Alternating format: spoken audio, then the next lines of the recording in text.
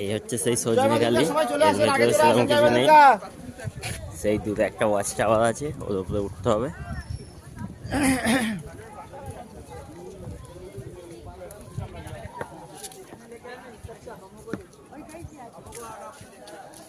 খাঁচা আছে কিন্তু খাঁচার ভেতরে কিছু নেই। এই রয়েছে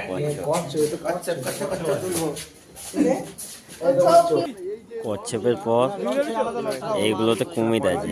শুধু এখন সকালবেলা বলে হয়তো উঠেনি, রোদ উঠলে ওরা বেরোবে কুমিরগুলো।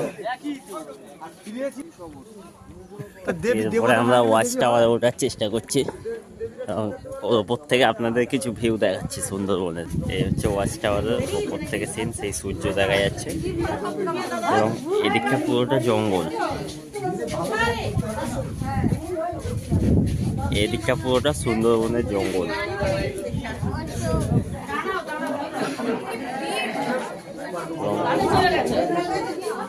এদিকটাই রয়েছে নদী, যেদিক থেকে আমরা এলাম।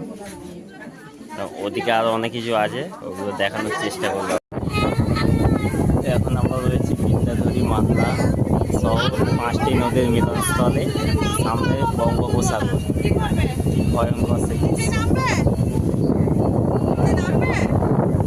ওদিকে কুল কিনারা দেখা যাচ্ছে না, ভয়ঙ্কর দৃশ্য।